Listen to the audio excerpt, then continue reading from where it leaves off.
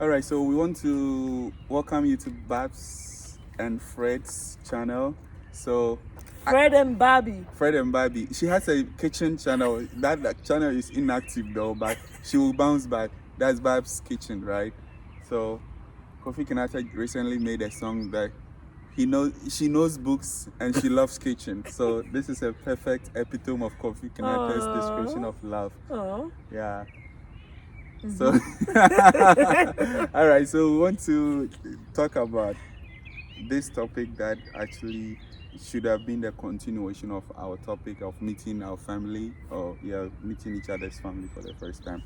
So in that video we wanted to continue talking about, does your family member or the family of your partner agree to your partner before getting married? I would say yes and no at the same time. What's your take on that? I also say yes and no at the same time, depending on the individual. For some people, it is very, very important that, I don't know, his mother has to accept the person that he's gonna marry before he married that person. He wants his mother to be friends with that person before he married that person. But I see this in a typical African home, to be honest. I am an African. I cannot talk for all Africans, but I see that in a typical Ghanaian home because I'm a Ghanaian. That's what I can say as at now. Okay, so to a greater extent, like you said, in an African home, it's like, imagine getting married and your mom, your dad is not coming to that ceremony. It's not going to happen. Exactly. It's not going to take place because the parents actually, they have to give you their blessing. Not the blessings. They take the marriage from the other family and give it to you, the other family. That's a cultural thing. That's why they say 𝐸𝐸𝐲𝐻𝐻. So that's a cultural thing. The male's family has to go take the family from the parent of the girl or the lady and give it to the male. So you, the man, don't go and marry. But that's a cultural thing. That's a culture. So in an African home, the parents go and receive the whole bride and give the bride to the groom. Yeah. So that is it. And then after that, you are married. And then the other session, that is the Christian session, the white wedding session, is just an affirmation of our Christian procedure and then respectful way of exhibiting our Christianity. The same thing with the court wedding then. The court wedding too. So even the court, they make sure the families are there, or the witnesses that the family has actually agreed to send. However, things are changing. And remember, people like ladies or guys impregnate other ladies and like give birth without getting married to them. All because they've been hiding from family, because I don't know what my mother will say, I don't know what my father will say, oh, let's wait, this and that. And sometimes because of this lack of confidence, accidentally or unexpectedly, they start getting on unplanned decisions. That is, they start having kids, and then the process even doesn't take place. And then it becomes like, oh, let me name some man base, let me name some papa base. And then out of these all frustrations, I think parents are also understanding that things are changing, even though they still have that mandate that they have to take and give marriage, right, on behalf of their children. However, if I have gone for a lady and the lady has gone for a man, it's really rare that they will say no to it. It may happen, but it's very rare that they're gonna say no, I will not allow you to marry my daughter, this and that. Moreover, in a typical Ghanaian home, some people do it mostly for materialistic things. Like there's so much focus on what that person you are gonna get married to have and will bring. I do understand, but most parents too wish their children well, but it doesn't necessarily, because you don't know the destiny or the fate of everybody, right? You don't know what the future has for each one. So that is kind of a very loose scenario. You understand? So I don't think that is actually a strong point. But my strongest opinion is that for the traditional purposes and cultural purposes, yes, the families has to agree to it before you can actually get married to your partner. For the traditional. For the not for the culture. For the culture. Yeah, so for the culture.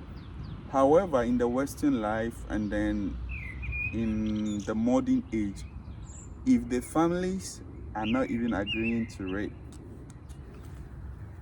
I mean,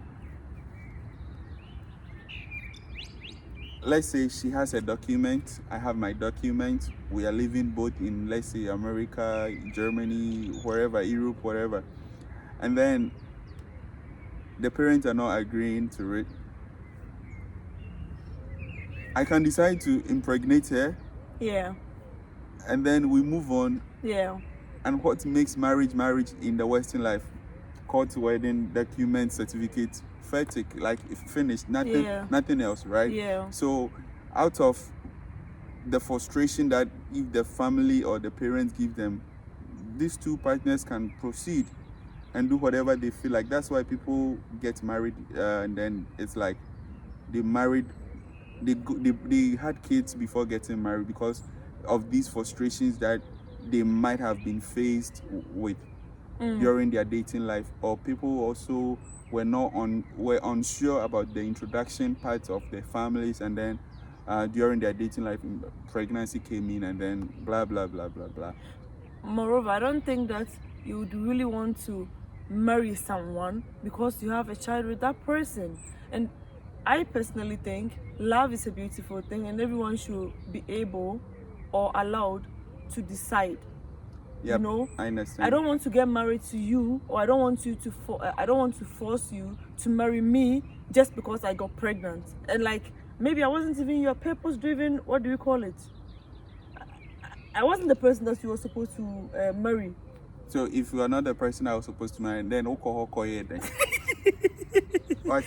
And then I giving you pregnancy, or I impregnating you to give birth, and then not marrying you. Who do I expect to marry you? Or am I allowed to go out there? I mean, this world is kind of funny now because, hello, personally, I'll not marry anyone with a child. Yeah, he's been saying this for years. Yeah. He always say he cannot imagine dating a person who already has a child, so, with a different person. No, yeah. I'm not despising those with the single mothers or whatever, but with all due respect, if we can all have one and stay with one, if you want to have two, then stay with both.